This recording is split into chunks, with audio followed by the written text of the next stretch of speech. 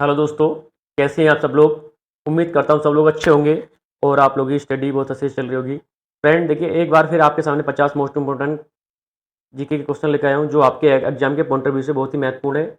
देर न करते हुए मैं अपनी क्लास स्टार्ट करता हूँ। पहला क्वेश्चन है मेरा, घटोत्कच किस साम्राज्य का राजा था। देखिए फ्रेंड, क्वेश्चन क्या है हमारा, घटोत्कच किस साम्राज्य का राजा था। ऑप्शन नंबर मेरा है गुप्त साम्राज्य का, ऑप्शन नंबर बी है कर्णव साम्राज्य का, ऑप्शन नंबर सी है शुंग साम्राज्य का, ऑप्शन नंबर डी है मौर्य साम्राज्य का। तो फ्रेंड राइट आंसर इसका होगा ऑप्शन नंबर ए, इसका गुप्त साम्राज्य का। एक नंबर का क्वेश्चन आपके यहाँ से कंप्लीट हो गया, इसको माइंड में सेट कर लीजिए, बार बार यही क्वेश्चन रिपीट होते हैं, वही क्वेश्चन मैं आपके सामने लाया हूँ। ठीक है फ्रेंड, और जानेंगे थोड़ा इसके बारे में। गुप्त राजवंश की स्थापना, देखिए फ्रेंड ये भी क्वेश्चन आता है, गुप्त राजवंश की स्थापना कब हुई थी, लगभग 275 ईस्वी में। कब हुई थी, लगभग 275 ईस्वी में। ठीक है, किसने की थी, श्रीगुप्त द्वारा। किसके द्वारा, श्रीगुप्त के द्वारा की गई थी।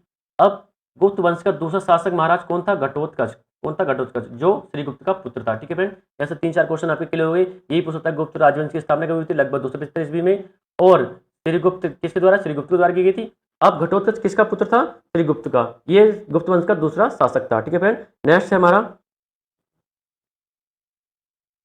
प्रथम प्रथम हूण आक्रमण। प्रथम हूण आक्रमण कब हुआ, कब हुआ फ्रेंड।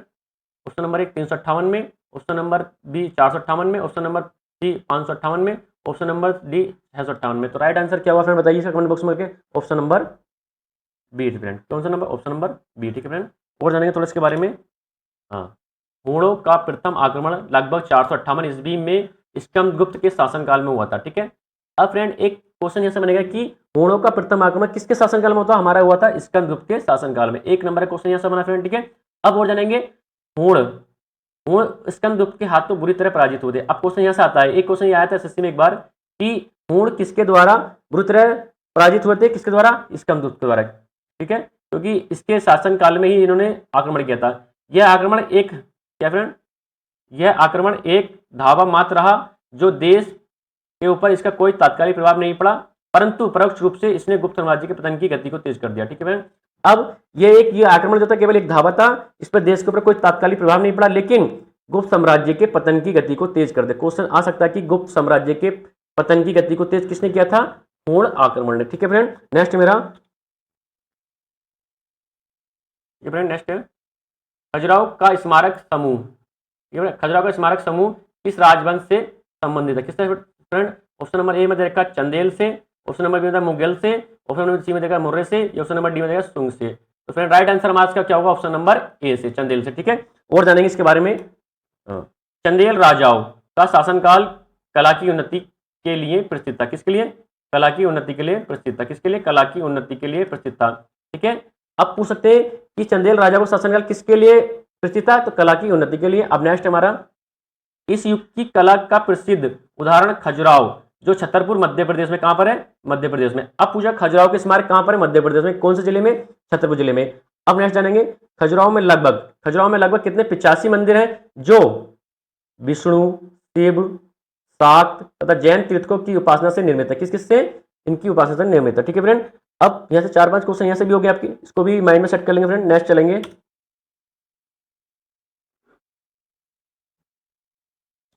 ठीक है फ्रेंड, नेक्स्ट चलेंगे। निम्न में से किसने किसने 1876 में कलकत्ता इंडियन एसोसिएशन की स्थापना करके भारतीय राष्ट्रीय आंदोलन की नींव रखी। तो पहला ऑप्शन में अरविंद घोष, सुरेंद्र नाथ बनर्जी, दादा भाई नौरोजी और व्योमेश चंद्र बनर्जी। तो राइट आंसर इसका ऑप्शन नंबर बी, क्या है, बी। और जानेंगे इसके बारे में फ्रेंड। देखिए 1876 में सुरेंद्र नाथ बनर्जी ने आनंद मोहन बोस की सहयोग से इंडियन एसोसिएशन या भारतीय संघ, देखिए इंडियन एसोसिएशन को हिंदी में बोलते हैं भारतीय संघ, की स्थापना कलकत्ता में करके भारतीय राष्ट्रीय आंदोलन की नींव रखी। अब क्वेश्चन आ सकता है कि 1876 में सुरेंद्र नाथ बनर्जी ने किसके सहयोग से इंडियन एसोसिएशन या भारतीय संघ की स्थापना कलकत्ता में करके भारतीय राष्ट्रीय आंदोलन की नींव रखी, तो किसकी, आनंद मोहन बोस की। तो इसको भी भैया नोट कर लेंगे, ये भी बहुत मोस्ट इंपोर्टेंट है। ठीक है, अब नेक्स्ट जानेंगे, यह तत्कालीन राजनीतिक संस्थाओं में सबसे प्रमुख एवं महत्वपूर्ण थी। मतलब क्या थी, सबसे महत्वपूर्ण थी। ठीक है फ्रेंड, अब नेक्स्ट जानेंगे, नेक्स्ट क्वेश्चन है फ्रेंड मेरा, स्वदेशी आंदोलन का संबंध किससे है, किससे, 1947 के बंगाल विभाजन से, या 1905 के बंगाल विभाजन से, या 1921 के असहयोग आंदोलन से, या 1947 के पंजाब विभाजन से। तो राइट आंसर का ऑप्शन नंबर बी। ठीक है फ्रेंड, और जानेंगे इसके बारे में। अब ये देखिए फ्रेंड, स्वदेशी आंदोलन का संबंध 1905 में बंगाल के विभाजन से है। अब ठीक है, किससे है? बंगाल के विभाजन से। ठीक है, वायसराय लॉर्ड कर्जन का उद्देश्य बंगाल प्रेसिडेंसी को दो भागों में विभाजित करना था, क्योंकि उस समय बंगाल भारतीय राष्ट्रवाद का सबसे प्रमुख केंद्र था। ठीक है फ्रेंड, अब कुछ जानेंगे और। अब नेक्स्ट है 20 जुलाई 1905। 20 जुलाई 1905 में बंगाल विभाजन की घोषणा की गई थी। कब की गई थी? 20 जुलाई 1905 को। देखिए कभी कभी हमारा संदेश था, कभी कभी डेट के साथ भी पूछ लेता कि बंगाल विभाजन की घोषणा कब की गई थी, तो 20 जुलाई 1905 को की गई थी फ्रेंड। अब दूसरा जानेंगे 7 अगस्त 1905 को बंगाल विभाजन के विरुद्ध, ठीक है, विरुद्ध कलकत्ता में टाउन हॉल के स्वदेशी आंदोलन का प्रारंभ की घोषणा की गई, और जिसका मुख्य उद्देश्य विदेशी वस्तु का बहिष्कार करना था। ठीक है, क्या था? विदेशी वस्तु का बहिष्कार करना था। अब 16 अक्टूबर 1905 को बंगाल विभाजन प्रभावी हो गया, मतलब 16 अक्टूबर 1905 को बंगाल विभाजन प्रभावी हो गया। ठीक है फ्रेंड, आगे जानेंगे नेक्स्ट भारतीय संविधान। भारतीय संविधान में मौलिक अधिकारों की अवधारणा निम्नलिखित में से किस देश के संविधान से लिया गया है? ऑप्शन नंबर ए रखा सोवियत संघ के संविधान से, या ऑप्शन नंबर बी दे रखा संयुक्त राष्ट्र अमेरिका के संविधान से, ऑप्शन नंबर सी दे रखा है यूनाइटेड किंगडम के, या ऑप्शन नंबर डी दे रखा है आयरलैंड के। ठीक है, आयरलैंड होता है। ठीक है, ऑप्शन नंबर राइट आंसर हमारा ऑप्शन नंबर बी संयुक्त राष्ट्र अमेरिका के। तो और जानेंगे थोड़ा सा इसके बारे में। भारतीय संविधान में मौलिक अधिकारों की अवधारणा संयुक्त राष्ट्र अमेरिका के संविधान से लिया गया है। ठीक है फ्रेंड, और जानेंगे भारतीय संविधान में भाग 3 तथा अनुच्छेद 12 से 35, ठीक है, 12 से 35 में मूल अधिकारों का वर्णन। ठीक है, अब क्वेश्चन आता है भारतीय संविधान में मूल अधिकारों का कौन से भाग में वर्णन है, तो हमारा आंसर राइट आंसर हमारा भाग नंबर 3 में। ठीक है, और अनुच्छेद कितना है हमारा 12 से 35, कितना 12 से 35। ठीक है फ्रेंड, और जानेंगे नेक्स्ट क्वेश्चन पे। लंदन में पहला गोलमेज सम्मेलन किस वर्ष आयोजित किया गया? ठीक है फ्रेंड, बहुत ही मोस्ट इंपोर्टेंट क्वेश्चन है, ये कई बार आ चुका है। तो ऑप्शन नंबर ए में देखा 1930 में, ऑप्शन नंबर बी में 1907 में, ठीक है 1907 में, ऑप्शन नंबर सी में देखा 1923 में, ऑप्शन नंबर डी में देखा 1919 में। ठीक है, 1919 में। तो राइट आंसर का ऑप्शन नंबर ए 1930 में। और जानेंगे थोड़ा इसके बारे में। ठीक है, नवंबर 1930 में पहला गोलमेज सम्मेलन सेंट जेम महल, ये कहाँ पर है? लंदन में आयोजित किया गया था। ठीक है, इस सम्मेलन में 89 प्रतिनिधियों ने भाग लिया, किंतु कांग्रेस में इसने भाग नहीं लिया। कांग्रेस में इसमें भाग नहीं लिया। ठीक है फ्रेंड, पहले गोलमेज सम्मेलन में कांग्रेस ने भाग नहीं लिया। इस सम्मेलन का उद्घाटन ब्रिटिश सम्राट, ठीक है, ने किया तथा इसकी अध्यक्षता ब्रिटिश प्रधानमंत्री रैमजे मैकडोनाल्ड ने की थी। ठीक है फ्रेंड, ये भी जानेंगे। और ठीक है फ्रेंड कि पहला गोलमेज सम्मेलन कहाँ हुआ था? लंदन में। कितने प्रतिनिधियों ने भाग लिया था? 89 ने। ठीक है, और इसका उद्घाटन किसने किया था? ठीक है, उद्घाटन ब्रिटिश सम्राट ने किया था। इसकी अध्यक्षता किसने की थी? ब्रिटिश प्रधानमंत्री रैमजे मैकडोनाल्ड ने की थी। ठीक है फ्रेंड, अब नेक्स्ट क्वेश्चन में चलते हैं। ठीक है, नेक्स्ट क्वेश्चन है हमारा 1930 में दूसरा गोलमेज सम्मेलन किस देश में आयोजित किया गया था? किस में किया गया था? ऑप्शन नंबर हमारा राइट आंसर हमारा यूनाइटेड किंगडम। ठीक है, और जानेंगे इसके बारे में।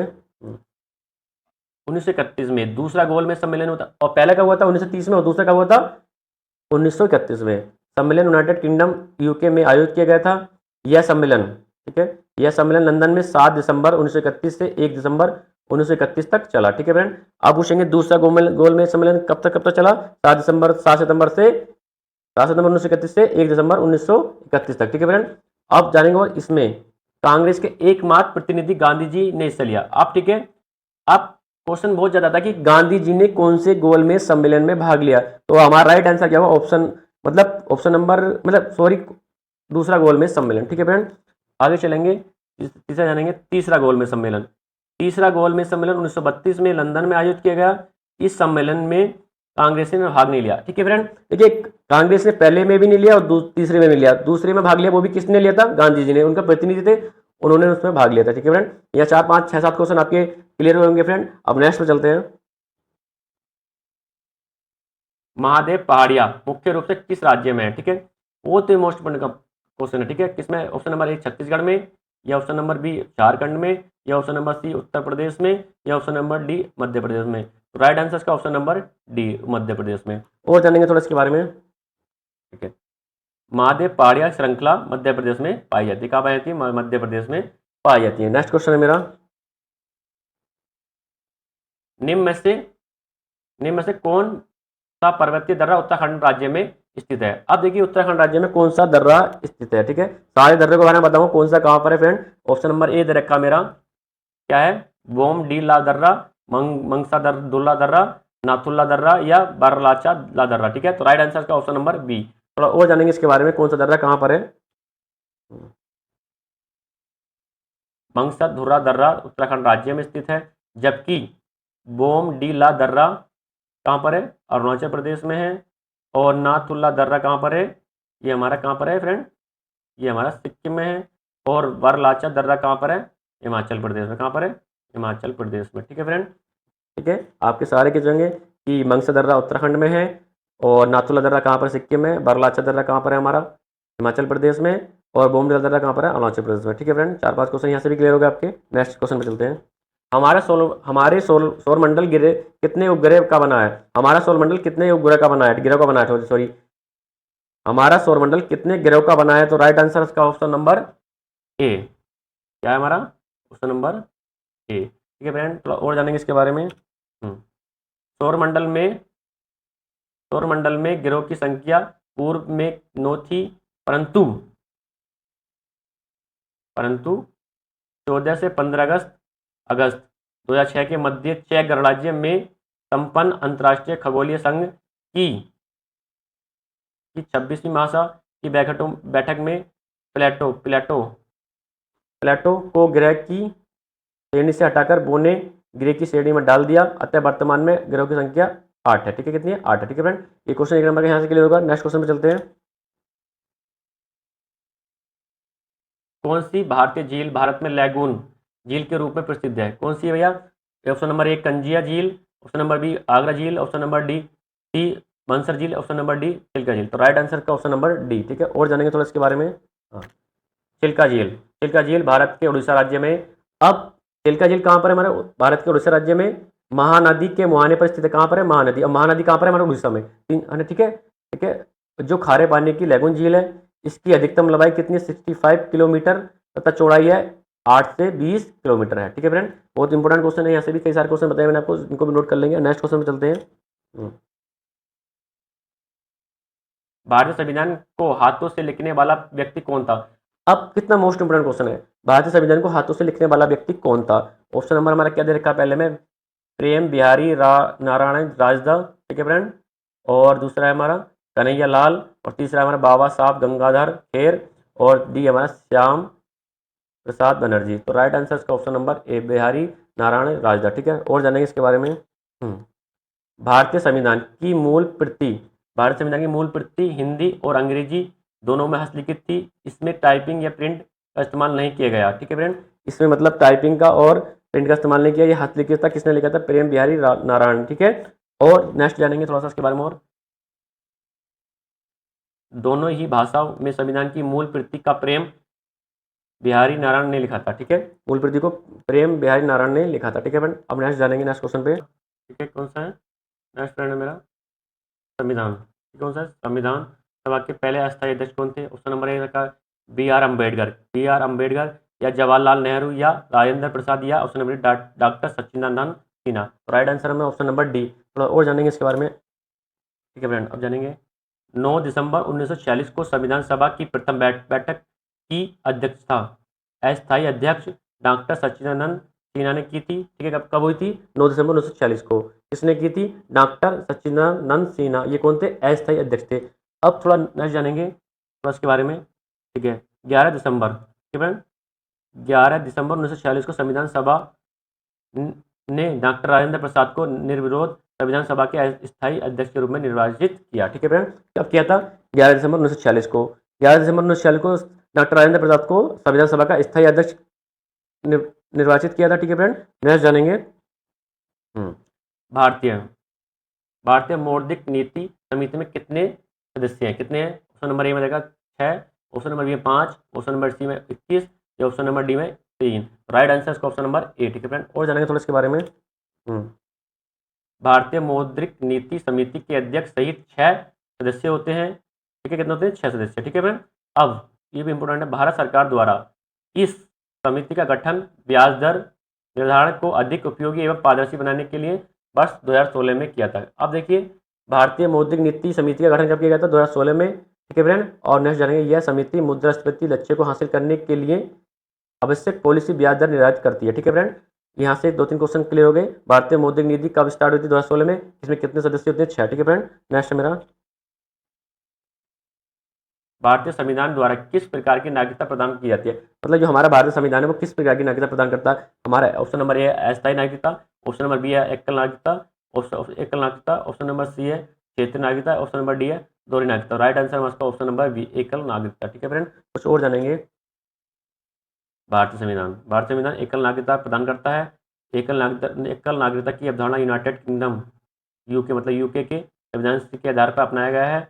और नागरिकता भारतीय संविधान के भाग 2 कितने में आती है? भाग 2 और अनुच्छेद 5 से 11 तक वर्णित है। मतलब हो सकता है कि भारतीय नागरिकता संविधान के कौन से भाग में? 2 में। और अनुच्छेद कौन सा? 5 से 11 तक, ठीक है। अब थोड़ा सा वो जानेंगे, इंपॉर्टेंट फैक्ट है ये वाला अनुच्छेद 11 के अंतर्गत संसद को नागरिकता के संबंध में विधि बनाने की शक्ति है। मतलब कौन सा बताता कि संसद को नागरिकता के संबंध में विधि बनाने की शक्ति कौन से अनुच्छेद में? अनुच्छेद नंबर 11। ये भी मोस्ट इंपोर्टेंट क्वेश्चन है फ्रेंड। आप चलते हैं नेक्स्ट क्वेश्चन पे। हाँ, नेक्स्ट क्वेश्चन है मेरा इंसुलिन, ठीक है फ्रेंड। इंसुलिन की कमी के कारण निम्नलिखित में से कौन सी बीमारी होती है?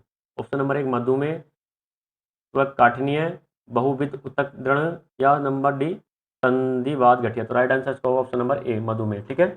इंसुलिन की कमी से कौन सा रोग होता है? मधुमेह, ठीक है। अब नेक्स्ट और जानेंगे इसके बारे में। मानव शरीर में रक्त में ग्लूकोज की मात्रा का नियंत्रण इंसुलिन नामक हार्मोन द्वारा होता है।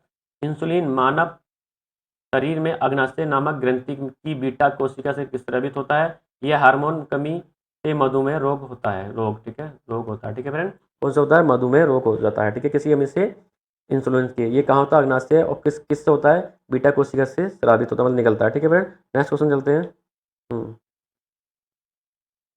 ऑप्शन नंबर 4, ठीक है, संसद की लोक लेखा समिति के अध्यक्ष की नियुक्ति कौन करता है? ठीक है, ऑप्शन नंबर ए देखा हमारा भारत का राष्ट्रपति, भारत का प्रधानमंत्री, कौन प्रधानमंत्री, लोकसभा का अध्यक्ष, या राज्यसभा का अध्यक्ष। तो right answer option number C Lok Sabha का अध्यक्ष, ठीक है फ्रेंड।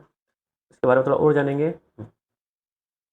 संसद के लोक लेखा समिति के अध्यक्ष की नियुक्ति लोकसभा अध्यक्ष करता है, ठीक है। और लोक लेखा समिति और सार्वजनिक उपक्रम समिति राज्यसभा एवं लोकसभा के सदस्य, राज्यसभा के कितने सदस्य होते हैं? 7, और लोकसभा के कितने होते हैं फ्रेंड? कितने होते हैं? 15, ठीक है। अब पूछेगा कि लोक लेखा समिति में राज्यसभा के कितने सदस्य होते हैं? 7 होते हैं, और लोकसभा के कितने होते हैं? 15। थोड़ा नेक्स्ट जानेंगे। लोक लेखा समिति का मुख्य कार्य भारत सरकार विनियामक लेखाओं का परीक्षक, नियंत्रक, महालेख परीक्षक के प्रतिवेदन की समीक्षा करना है, ठीक है फ्रेंड। अब कुछ और जानेंगे। अब नेक्स्ट क्वेश्चन है 19 नंबर, भूपट्टी, ठीक है फ्रेंड। भूपट्टी का लगभग 98% भाग 8 तत्वों से बना है। निम्न में से कौन सा तत्व इनमें से नहीं, एक नहीं है?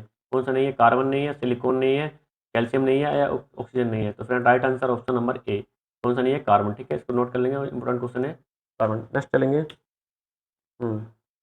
भूपट्टी का एक लगभग 98% भाग विभिन्न तत्वों से बना है, जिसमें आयरन होता है, ऑक्सीजन होता है, कैल्शियम होता है, सिलिकॉन होता है, और मैग्नीशियम होता है, निकेल होता है, सल्फर होता है, टाइटेनियम होता है, तब शामिल है, लेकिन कार्बन नहीं होता। तो उसका राइट आंसर हमारा हो जाएगा ऑप्शन नंबर ए कार्बन, ठीक है। नेक्स्ट चलेंगे। रेगुर मिट्टी का दूसरा नाम क्या है? बहुत ही इंपॉर्टेंट क्वेश्चन, क्या है रेगुर मिट्टी का दूसरा नाम क्या है? ऑप्शन नंबर लेटराइट मिट्टी, लाल लिखा, लाल मिट्टी, या पीली मिट्टी, या जलोढ़ मिट्टी, या काली मिट्टी। Right answer option number D काली मिट्टी, ठीक है फ्रेंड। बहुत ही इंपॉर्टेंट क्वेश्चन है, ठीक है फ्रेंड, काली मिट्टी, ठीक है। नेक्स्ट चलेंगे। हाँ, काली मिट्टी को रेगुर मिट्टी भी कहते हैं। देखिए काली मिट्टी को क्या कहते हैं? रेगुर मिट्टी कहते हैं। और कुछ जानेंगे। रासायनिक दृष्टि से काली मृदा मतलब मृदा में चूना, लोह, मैग्नीशियम तथा एल्यूमिना के तत्व काफ़ी मात्रा में पाए जाते हैं। इसमें पोटास की मात्रा भी पाई जाती है। अब बहुत मोस्ट इंपोर्टेंट क्वेश्चन है ये वाला, इस मृदा को कपास वाली मृदा भी कहा जाता है। मतलब इस मृदा को कपास वाली मृदा भी कहा जाता है, ठीक है फ्रेंड। नेक्स्ट क्वेश्चन पर चलते हैं। स्कर्वी, ठीक है, स्कर्वी एक बीमारी है जो किसकी गंभीर और स्थायी कमी के कारण होती है। मतलब स्कर्वी एक बीमारी जो किसकी गंभीर तथा स्थायी कमी के कारण होती है। ऑप्शन नंबर मेरा vitamin K, option number B vitamin A, option number vitamin C, option number D vitamin B. तो राइट आंसर का ऑप्शन नंबर फ्रेंड क्या होगा, ऑप्शन नंबर सी। ठीक है फ्रेंड, कुछ और जानेंगे विटामिन के बारे में। स्कर्वी विटामिन सी की कमी के कारण होता है, किसकी कमी होता है, विटामिन सी की कमी। अब विटामिन सी खट्टे फलों में अधिकतर पाया जाता है, मतलब विटामिन सी खट्टे फलों में अधिकतर पाया जाता है। अब इसमें जानिए इस बीमारी के मुख्य लक्षण मसूड़ों में सूजन, दांत का गिरना, रोगी का चेहरा पीला पड़ना। ठीक है फ्रेंड, अब देखिए विटामिन सी की कमी से कौन सा रोग होता है, स्कर्वी, और ये किससे पाया जाता है, खट्टे फलों में पाया जाता है। और इसकी कमी से जो लक्षण होते हैं वो मसूड़ों में सूजन, दांत का गिरना और रोगी का चेहरा पीला पड़ना। ठीक है फ्रेंड, और जानेंगे इसके बारे में। विटामिन सी को रासायनिक नाम क्या है, एस्कॉर्बिक अम्ल। ठीक है, एस्कॉर्बिक अम्ल। ठीक है, यहाँ से 5-6 क्वेश्चन बताए मैंने आपको, ये भी आपके एग्जाम के पॉइंट ऑफ व्यू से महत्वपूर्ण है। नेक्स्ट पे चलते हैं। अब कपिल मुनि, फ्रेंड, कपिल मुनि द्वारा प्रतिपादित दार्शनिक प्रणाली है। कपिल मुनि द्वारा प्रतिपादित दार्शनिक प्रणाली कौन सी है। ऑप्शन नंबर 1 दे रखा पूर्व मीमांसा, और सांख्यांक दर्शन, या न्याय दर्शन, या उत्तर मीमांसा। तो right answer option number B, सांख्य दर्शन। ठीक है, कौन सा, सांख्य दर्शन। और जानेंगे इसके बारे में। अब सांख्य दर्शन का प्रतिपादक महर्षि कपिल मुनि को माना जाता है। इसका सबसे प्राचीनतम तथा प्रमाणिक ग्रंथ सांख्य कारिका है। कौन सा है, सांख्य कारिका। ठीक है फ्रेंड, ये मोस्ट इंपोर्टेंट क्वेश्चन है। अब जिसकी रचना ईश्वर कृष्ण ने की थी, किसने की थी, ईश्वर कृष्ण ने की थी है। अब सांख्य दर्शन भारत के प्राचीन दार्शनिक दर्शन संप्रदाय में से है, मतलब जो सांख्य दर्शन है जो भारत के प्राचीनतम दार्शनिक दर्शन संप्रदाय उनमें से है। ठीक है, अब गीता में सांख्य दर्शन की चर्चा है, मतलब पूछेगा निम्न से किसमें गीता, कौन से दर्शन की गीता में चर्चा है, तो कौन से की है, सांख्य दर्शन की। अब कुछ और दर्शन दे रखे हैं, उनके प्रतिपादक दे रखे हैं, उनके बारे में डिस्कस करेंगे। ठीक है, पूर्व मीमांसा। ठीक है फ्रेंड, पूर्व मीमांसा किसने की थी, जैमिनी ने। उत्तर मीमांसा की बादरायण ने, किसने, बादरायण ने। न्याय दर्शन की थी गौतम ने, और वैश्विकी की थी कणाद ने, और योग दर्शन तो हमारे पतंजलि हैं ही। ठीक है, पतंजलि ने। ठीक है फ्रेंड, ये कुछ मोस्ट इंपोर्टेंट क्वेश्चन थे, ये भी फैक्ट मैंने आपके सामने डिस्कस किए। अब नेक्स्ट क्वेश्चन पे चलते हैं। निम्नलिखित में से किसने मुगल काल का ऐतिहासिक विवरण लिखा। अब निकल निम्नलिखित में किसने मुगल काल का ऐतिहासिक विवरण लिखा। ऑप्शन नंबर हमारे ए दे रखा है, गुलबदन बेगम ने, नूरजहां ने, जहारा बेगम ने, या जैबू निसा ने। ठीक है, किसने किया था, ऑप्शन नंबर हमारे ए क्या है, जैबू गुलबदन ने। ठीक है, कुछ और जानेंगे। गुलबदन बेगम अब बाबर की पुत्री थी। अब गुलबदन बेगम किसकी थी, बाबर की पुत्री थी। अब गुलबदन बेगम ने हुमायूंनामा रचना की थी, मतलब हुमायूंनामा की किसने रचना की थी, गुलबदन बेगम ने। ठीक है, अब इसके बारे में थोड़ा जानेंगे। अब इसके एक भाग में बाबर के बारे में वर्णन, मतलब हुमायूंनामा में एक बार में बाबर के बारे में वर्णन, एवं मतलब दूसरे भाग में हुमायूं का इतिहास था। मतलब पहले भाग में क्या था, बाबर का वर्णन था, दूसरे में उसका हुमायूं का इतिहास था। ठीक है फ्रेंड, यह अब इंपॉर्टेंट यहाँ से बनेगा क्वेश्चन कि यह फारसी भाषा में लिखा गया था। अब हुमायूंनामा किस भाषा में लिखा गया था, वो लिखा था हमारा फारसी भाषा में। एक क्वेश्चन यहाँ से फिर इफेक्ट हो गया आपका। ठीक है, इसकी रचना हुमायूं के समय में की गई थी। अब हुमायूंनामा की रचना किसके शासनकाल में की गई थी, हुमायूं को किसने की थी, गुलबदन बेगम ने। और किस भाषा में लिखा हुआ था, ये फारसी भाषा में लिखा गया था। ठीक है, और इसमें एक भाग में बाबर का वर्णन और दूसरे भाग में हुमायूं का इतिहास था। ठीक है फ्रेंड, 5-6 क्वेश्चन यहाँ से क्लियर हो गए आपके। नेक्स्ट पे चलते हैं। मुंडा विद्रोह का नेता कौन था। देखिए, मुंडा कौन था सर, कौन था फ्रेंड। एक ऑप्शन नंबर है बिरसा, कान्हू, तिलक मांझी, या सिद्धू। तो राइट आंसर उसका ऑप्शन नंबर हमारा बिरसा। ठीक है, मुंडा विद्रोह का नेता कौन था, बिरसा। थोड़ा और जानेंगे इसके बारे में।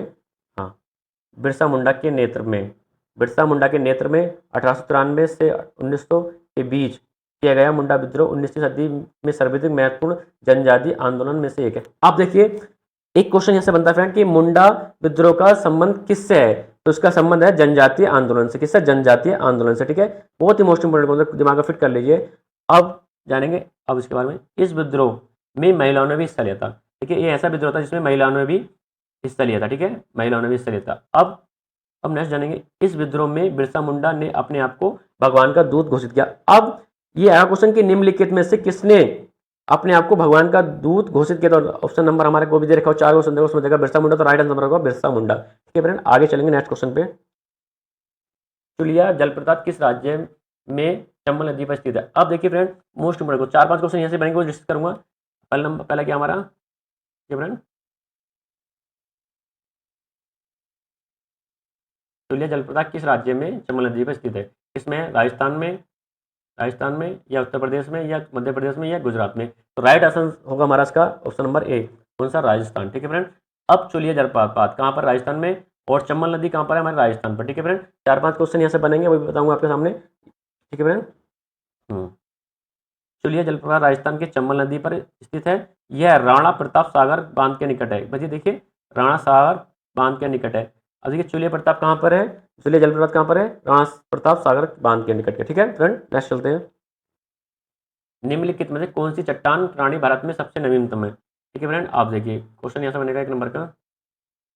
निम्नलिखित में कौन सी चट्टान प्रणाली भारत में नवीनतम है, तो विंध्यन, कुडप्पा, धारवाड़ और गोंडवाना। तो राइट आंसर ऑप्शन नंबर इसका डी, गोंडवाना। ठीक है। नेक्स्ट क्वेश्चन, भारत का, देखिए भारत का अधिकांश कोयला गोंडवाना क्षेत्र से ही प्राप्त होता है। अब क्वेश्चन आता है कि भारत का अधिकांश कोयला कहाँ से पाया जाता है, गोंडवाना क्षेत्र से ही पाया जाता है। ठीक है फ्रेंड, 2 क्वेश्चन यहाँ से बन गए आपके। नेक्स्ट चलते हैं। निम्नलिखित दर्रों में से किससे होकर, ठीक है, ले जाने का रास्ता है, किससे, जोजिला से, पिपला दर्रा से, चुम्बी घाटी से या बनियाल से। तो राइट आंसर इसका ऑप्शन नंबर ए, जोजिला दर्रा से। ठीक है, इसका जोजिला दर्रा से। ठीक है फ्रेंड। जोजिला दर्रा जास्कर श्रेणी पर स्थित है। कहाँ पर है, जास्कर श्रेणी पर स्थित है, और इससे होकर श्रीनगर से ले जाने का मार्ग गुजरता है। ठीक है फ्रेंड, इसका श्रीनगर से ले जाने का मार्ग कहाँ से गुजरता है, जोजिला दर्रा से। अब और जानेंगे सिपला दर्रा। ये सिपला दर्रा कहाँ पर है, हमारा हिमाचल प्रदेश में, और बनियाल दर्रा पंजाब श्रेणी पर स्थित है, और इससे होकर जम्मू और श्रीनगर का रास्ता जाता है। और चुम्बी घाटी, चुम्बी घाटी में सिक्किम और भूटान के मध्य स्थित है। चुम्बी घाटी तिब्बत में सिक्किम और भूटान के मध्य स्थित है। फ्रेंड यहाँ से 4-5 क्वेश्चन बने, यहाँ से भी नेक्स्ट चलते हैं। भारतीय प्रायद्वीप की सबसे ऊंची चोटी कौन सी है। अब देखिए क्वेश्चन ये भी मोस्ट इंपोर्टेंट है, कई बार आ चुका है। भारतीय प्रायद्वीप की सबसे ऊंची चोटी कौन सी है, उटकमंड, उत्कमंड, अनाईमुडी, दोदा बेटा और महाबलेश्वर। तो राइट आंसर इसका ऑप्शन नंबर बी, अनाईमुडी। ठीक है, और जानेंगे इसके बारे में। हाँ, भारतीय प्रायद्वीप की सबसे ऊंची पश्चिमी घाट में स्थित अनाईमुडी है, जो अन्नामलाई पर्वत श्रेणी में पर स्थित है। इसकी ऊंचाई 2695 मीटर है। अब ठीक है फ्रेंड, देखिए भारतीय प्रायद्वीप की सबसे ऊंची पश्चिमी घाट में स्थित अनाईमुडी है, जो अनायमलाई पर्वत श्रेणी में स्थित है। ठीक है फ्रेंड, इसकी ऊंचाई कितनी है, 2695 मीटर। ठीक है, कितनी है, 2695 मीटर। ठीक है। अब नेक्स्ट है मेरा मोस्ट इंपोर्टेंट क्वेश्चन है दूसरी। ठीक है फ्रेंड, दूसरी कौन सी, दूसरी सर्वोच्च चोटी कौन सी है, दोदा बेटा, जो कहाँ पर है, दोदा बेटा कहाँ पर है, तमिलनाडु में। तमिलनाडु में नीलगिरी पर्वत पर स्थित है। कहाँ पर, नीलगिरी पर्वत पर स्थित है। इसकी ऊंचाई कितनी है भैया, देखेंगे भैया कितनी है, कितनी, 2637। ठीक है, 2637 मीटर। ठीक है फ्रेंड, नेक्स्ट चलेंगे। भारतीय पर्यटन स्वर्ण त्रिभुज अब में सम्मिलित शहर है, मतलब स्वर्ण त्रिभुज में कौन कौन से शहर सम्मिलित हैं। ऑप्शन नंबर 1 में दे रखा आगरा, दिल्ली तथा जयपुर। ऑप्शन नंबर बी में दे रखा मथुरा, आगरा तथा ग्वालियर। ऑप्शन नंबर सी में दे रखा आगरा, कानपुर तथा लखनऊ। ऑप्शन नंबर डी में दे रखा उपरोक्त में से कोई नहीं। तो राइट आंसर इसका होगा ऑप्शन नंबर ए। कौन कौन से, ऑप्शन नंबर ए, आगरा, दिल्ली तथा जयपुर। ठीक है, आगरा, दिल्ली तथा जयपुर। नेक्स्ट चलेंगे। हाँ, सब देखेंगे। आगरा, दिल्ली तथा जयपुर भारतीय पर्यटन में स्वर्ण त्रिभुज सम्मिलित है। ठीक है, अब इसके बारे में जानेंगे। मानचित्र पर दिल्ली, आगरा एवं जयपुर द्वारा त्रिभुज आकार निर्मित होने के कारण यह नाम दिया गया। मतलब मानचित्र पर दिल्ली, आगरा तथा जयपुर द्वारा त्रिभुज का आकार निर्मित होने के कारण यह नाम दिया गया। ठीक है फ्रेंड, इन्हीं शहरों को, आगरा, दिल्ली, जयपुर को। ठीक है फ्रेंड, नेक्स्ट चलेंगे। ब्रह्म समाज का सिद्धांत आधारित है। देखिए फ्रेंड, इंपोर्टेंट क्वेश्चन है, ब्रह्म समाज का सिद्धांत। ठीक है फ्रेंड, क्या ब्रह्म समाज का सिद्धांत आधारित है, किस पर है, नास्तिकता पर, अद्वैतवाद पर, ठीक है, एक्सवरवाद पर या बहुवाद पर। तो ऑप्शन नंबर सी, एक्सवरवाद पर। ठीक है, एक्सवरवाद पे। कुछ और जानेंगे। 1828 में राजा राम मोहन राय ने ब्रह्म समाज की नींव रखी। देखिए ब्रह्म समाज की नींव किसने रखी, राजा राम मोहन राय ने। कब रखी, 1888 में। कुछ और जानेंगे इसके बारे में। ब्रह्म समाज का उद्देश्य है एकस्वरवाद की उपासना, मूर्ति पूजा का विरोध, पुरोहितवाद का विरोध, अवतारवाद का खंडन, समाज में व्यापक जाति व्यवस्था, बाल विवाह का विरोध करना था। ठीक है फ्रेंड, अब इसके बारे में और डिटेल में आगे जीके को अगली चीज लागू उसमें बताऊंगा आपको फ्रेंड। ठीक है, नेक्स्ट पे चलते हैं। हाँ, नेक्स्ट 31 नंबर क्वेश्चन हमारा, मुस्लिम लीग का प्रथम अध्यक्ष कौन था। मुस्लिम लीग का प्रथम अध्यक्ष कौन था, आगा खां, हमीद खां, हसन खां या एम। ठीक है, तो राइट आंसर का ऑप्शन नंबर ए। ठीक है फ्रेंड, कौन? आगा खान। 30 दिसंबर 1906 में 6 को जब ढाका में मोहम्मडन एजुकेशनल कॉन्फ्रेंस की बैठक हो रही थी, तभी उस अधिवेशन में ढाका के नवाब सलीमुल्लाह का नेतृत्व में अखिल भारतीय मुस्लिम लीग का गठन की घोषणा की गई थी। अब ये जानेंगे, लीग का प्रथम अधिवेशन 1907 में हुआ, जिसकी अध्यक्षता आगा खान ने की थी।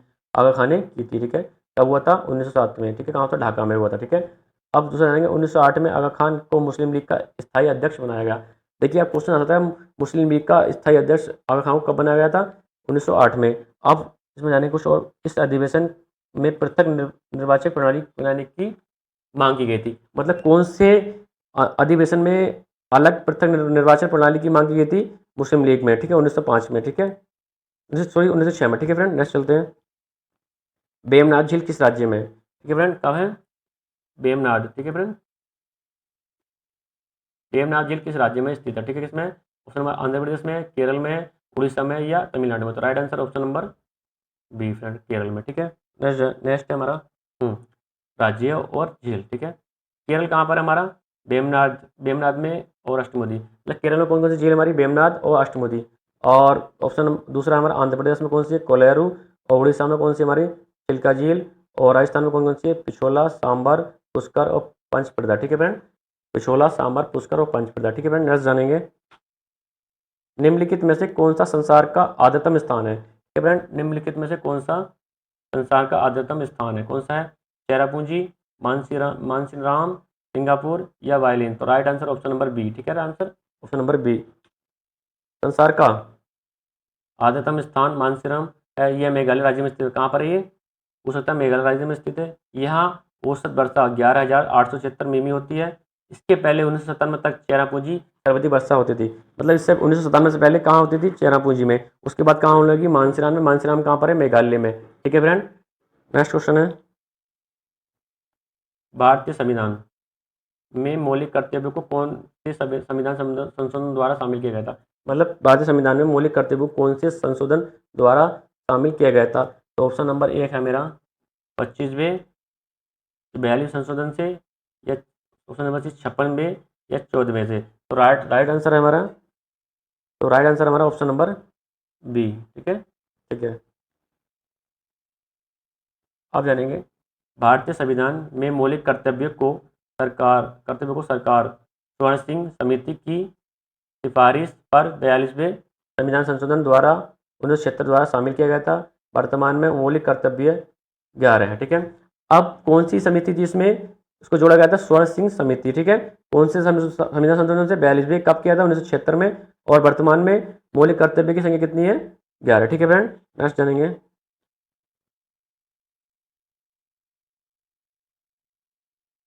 महात्मा गांधी द्वारा दक्षिण अफ्रीका में प्रकाशित की गई पत्रिका का नाम क्या है? मतलब महात्मा गांधी ने जो दक्षिण अफ्रीका में प्रकाशित की गई पत्रिका थी उसका नाम बताइए। ठीक है फ्रेंड, क्या है? नवजीवन, नवजीवन है हमारा, या हरिजन है, या इंडियन ओपिनियन है, या अफ्रीकन न्यूज? तो right answer option number C. क्या है हमारा? Indian opinion. ठीक है, उस और जानेंगे, दक्षिण अफ्रीका में गांधी द्वारा इंडियन ओपिनियन नामक अखबार प्रकाशित किया गया, जो गुजराती, हिंदी, तमिल और अंग्रेजी में प्रकाशित था। कौन कौन सी भाषा में था? गुजराती, हिंदी, तमिल और अंग्रेजी भाषा में प्रकाशित था। नेक्स्ट क्वेश्चन मेरा, भारत को एक संविधान देने का प्रस्ताव संविधान सभा द्वारा कब पारित किया गया था? ठीक है फ्रेंड, ऑप्शन नंबर 22 जनवरी 1946 को, 22 जनवरी 1947 को, 20 फरवरी 1947 को, या ऑप्शन नंबर डी 26 जुलाई 1946 को? Right answer option number be friend, क्या है? ऑप्शन नंबर बी, 20 जनवरी 1947 को। ठीक है फ्रेंड, तो जानेंगे, संविधान सभा का उद्घाटन 9 दिसंबर 1946 को प्रातः 11 बजे हुआ था, और नेहरू जी ने 13 दिसंबर को उद्देश्य प्रस्ताव पेश किया। ठीक है, उद्देश्य प्रस्ताव किसने पेश किया था? किसने किया था? हमारा नेहरू जी ने। कब किया था? 13 दिसंबर को। ठीक है, अब जानेंगे, 22 जनवरी 1947 को संविधान सभा द्वारा प्रस्ताव स्वीकार कर लिया गया था। कब किया था? 22 जनवरी 1947 के द्वारा संविधान सभा द्वारा प्रस्ताव स्वीकार कर लिया गया था। नेक्स्ट क्वेश्चन है मेरा, 103 बार संवैधानिक संशोधन किससे संबंधित है? 103 बार संवैधानिक संशोधन किससे संबंधित है? ऑप्शन नंबर हमारा ये दे रखा है, आर्थिक आरक्षण से, महिला आरक्षण से, शिक्षा का अधिकार से, या शोषण के खिलाफ अधिकार। तो राइट आंसर ऑप्शन नंबर ए, आर्थिक आरक्षण से। किससे? आर्थिक आरक्षण से। तो और जानेंगे इसके बारे में। 103 बार संवैधानिक संशोधन आर्थिक आरक्षण से संबंधित है, किससे? आर्थिक आरक्षण से संबंधित है। और 22 जनवरी 2019 को राष्ट्रपति रामनाथ कोविंद ने 103वें संविधान संशोधन अधिनियम 2019 को मंजूरी प्रदान की गई थी। कब की गई थी? 20 जनवरी 2019 को। अब इस अधिनियम में सामान्य वर्ग के गरीब लोगों को सरकारी नौकरियां तथा शिक्षा के क्षेत्र में 10% आरक्षण प्रदान किया गया था। कितना आरक्षण? 10% आरक्षण प्रदान किया गया था। ठीक है मैम, यहाँ से भी कुछ मोस्ट इंपोर्टेंट क्वेश्चन ये भी आप दिमाग में सेट कर लेंगे अपने। नेक्स्ट क्वेश्चन है, महाभाष्य के लेखक पंतजलि किसके समकालीन थे? अब महाभाष्य के लेखक पंतजलि किसके समकालीन थे? किसके थे? चंद्रगुप्त मौर्य के, अशोक के, पुष्यमित्र सिंह के या चंद्रगुप्त प्रथम के? तो right answer option number C, Pushyamitra Singh के। ठीक है, अब महाभाष्य के लेखक पतंजलि शुंग उपशासक पुष्यमित्र समकालीन के समकालीन थे। ठीक है, मतलब पुष्यमित्र के समकालीन थे। सुप्रसिद्ध, अब है सुप्रसिद्ध संस्कृत व्याकरण के रचनाकार पतंजलि पुष्यमित्र शुंग द्वारा किए गए अश्वमेध यज्ञ के पुरोहित थे। ठीक है, पुरोहित थे। ठीक है फ्रेंड, कौन थे? पुरोहित थे। ठीक है, नेक्स्ट जानेंगे, अमजद अली खां किस बाद में निपुण थे? अमजद अली खां किस बाद में निपुण थे? किस में थे? वायलिन में थे, सितार में थे, सरोद में थे या सारंगी में? तो right answer option number C, sarod में थे। ठीक है, किस में थे? सरोद में। ठीक है, नौटंकी, नौटंकी किस राज्य का लोक नृत्य है? नौटंकी हरियाणा का है या उत्तर प्रदेश का है, राजस्थान का है या गुजरात का? तो उत्तर प्रदेश के लोग ज्यादा नौटंकी करते हैं, तो option number B, Uttar Pradesh. ठीक है फ्रेंड, भारतीय संविधान का कौन सा अनुच्छेद राज्यों में राज्यपाल का प्रावधान है? मतलब भारतीय के मतलब कौन सा अनुच्छेद है इसमें राज्यों में राज्यपाल का प्रावधान है? तो ऑप्शन नंबर ए 153 में। किसमें? ऑप्शन नंबर ए में 153 में। ठीक है, भारतीय संविधान का अनुच्छेद 153 राज्यों में राज्यपाल का प्रावधान करता है।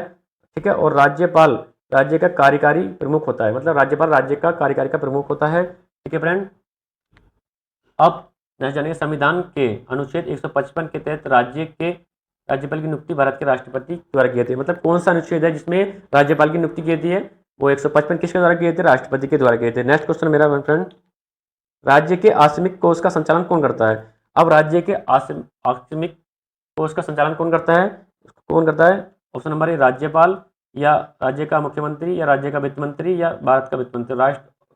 ऑप्शन नंबर ए, राज्य का राज्यपाल। ठीक है फ्रेंड, कौन करता है? आकस्मिक कोष का कौन करता है? राज्यपाल। ठीक है फ्रेंड, नेक्स्ट क्वेश्चन है, थोड़ा और जानेंगे इसके बारे में। भारतीय संविधान के अनुच्छेद 267 के भाग 2 के तहत राज्य में आकस्मिक निधि का संचालन राज्यपाल करता है, जबकि राज्य विधानमंडल विधि द्वारा आकस्मिक निधि की स्थापना करता है। मतलब राज्य विधानमंडल विधि द्वारा आकस्मिक निधि का स्थापना करता है। ठीक है, कौन करता है? राज्य विधानमंडल। ठीक है फ्रेंड, नेक्स्ट क्वेश्चन इज, भारतीय संविधान में कितनी अनुसूचियां हैं? ठीक है फ्रेंड, भारतीय संविधान में कितनी अनुसूचियां फ्रेंड बताना, कितनी है फ्रेंड? कितनी है हमारी? 12। कितनी है वर्तमान में? कितनी है? 12। ठीक है फ्रेंड, ठीक है, कितनी है? 12। ठीक है फ्रेंड, भारतीय संविधान में वर्तमान में 12 अनुसूचियां, जबकि मूल संविधान में 8 थी। मतलब वर्तमान में यह 12 थी और मूल संविधान जब बना था उस समय अनुसूचियों की संख्या कितनी थी? 8 थी। क्वेश्चन पूछ रहा है वर्तमान में कितनी है, तो 12 है, और जब संविधान बना था उस टाइम कितनी थी? 8 थी फ्रेंड, इसको भी नोट कर लेंगे और दिमाग में सेट कर लेंगे। नेक्स्ट क्वेश्चन, दक्षिण गंगोत्री क्या है? ठीक है फ्रेंड, दक्षिण गंगोत्री क्या है फ्रेंड? ठीक है, दक्षिण गंगोत्री क्या है? आंध्र प्रदेश में नदी घाटी या अंटार्कटिका में स्थित स्वचालित स्टेशन या गंगा नदी का दूसरा स्रोत या भारतीय समुद्र में स्थित द्वीप? तो right answer option number B, क्या है? अंटार्कटिका में स्वचालित स्टेशन। क्या फ्रेंड? अंटार्कटिका में स्थित स्वचालित स्टेशन। नेक्स्ट क्वेश्चन इज, दक्षिण गंगोत्री भारत का प्रथम अंटार्कटिका शोध केंद्र है। ठीक है, कौन सा? प्रथम अंटार्कटिका शोध केंद्र है। अब इसकी स्थापना वर्ष 1983 में हुई थी। 1983 में हुई थी। अब जानेंगे, अंटार्कटिका में भारत का दूसरा शोध संस्थान मैत्री है। मतलब कौन सा दूसरा? और तीसरा कौन सा है? भारतीय। ये कई बार आ चुका है एसएससी में कि तीसरा शोध केंद्र कौन सा है? भारतीय। ठीक है फ्रेंड, नेक्स्ट क्वेश्चन है मेरा, गरबा एक नृत्य है जिसकी उत्पत्ति किस राज्य में हुई थी? गरबा बताइए, गरबा कहाँ का है? गरबा कहाँ का राज्य है? तो हमारा है ये, हमारा गरबा गुजरात का। कहाँ का? गुजरात का। ठीक है फ्रेंड, पंचतंत्र को किसने लिखा था? व्यास ने लिखा था, विष्णु शर्मा जी ने लिखा था, वाल्मीकि ने लिखा था या याज्ञवल्क्य ने लिखा था? तो राइट आंसर ऑप्शन नंबर हमारा बी। ठीक है फ्रेंड, द हंग्री टाइड के लेखक कौन थे? द हंग्री टाइड के लेखक कौन थे? अमिताभ घोष, मिताली मिलन या श्रविंदर या Sudha Murty? Right answer option number A, Amitabh Ghosh. ठीक है फ्रेंड, भारत में हर वर्ष संविधान दिवस कब मनाया जाता है? भारत में हर वर्ष संविधान दिवस कब मनाया जाता है? 26 नवंबर को, 30 नवंबर को, 15 अक्टूबर को या 2 अक्टूबर को। राइट आंसर ऑप्शन नंबर ए 26 नवंबर को। ठीक है फ्रेंड, संविधान दिवस कब मनाया जाता है? 26 नवंबर को। ठीक है फ्रेंड, अंतर्राष्ट्रीय ओलंपिक दिवस कब मनाया जाता है? अंतर्राष्ट्रीय ओलंपिक दिवस कब मनाया जाता है फ्रेंड? 16 अगस्त को, 2 फरवरी को या 18 दिसंबर को या 23 जून को। तो right answer option number D 23 जून को। और मेरा लास्ट क्वेश्चन है फ्रेंड, पुस्तक the India of my dream, the देखिए मोस्ट इंपोर्टेंट क्वेश्चन नोट करेंगे। लास्ट क्वेश्चन है मेरा, the India of my dreams के लेखक कौन है? कौन है फ्रेंड? जवाहरलाल नेहरू, राजेंद्र प्रसाद, सरदार वल्लभ भाई पटेल या option number D Mahatma Gandhi. तो right answer option number D Mahatma Gandhi. ठीक है फ्रेंड, आज के लिए इतने काफी। देखिए फ्रेंड, मैंने आपके सामने 50 मोस्ट इंपोर्टेंट क्वेश्चन लेके आया था जो प्रीवियस एग्जाम में, एसएससी में, हाई कोर्ट में, रेलवे में जो पूछे गए थे और यूपीपीएससी में पूछे गए थे, वो आपके सामने डिस्कस किए थे और डिटेल में डिस्कस किए थे। फ्रेंड, आपको मेरी वीडियो अच्छी लगी है तो चैनल को सब्सक्राइब कर देना, वीडियो को लाइक कर देना और शेयर कर देना फ्रेंड। और मिलते हैं अपनी नेक्स्ट वीडियो में, जब तक के लिए धन्यवाद। Okay friend, bye.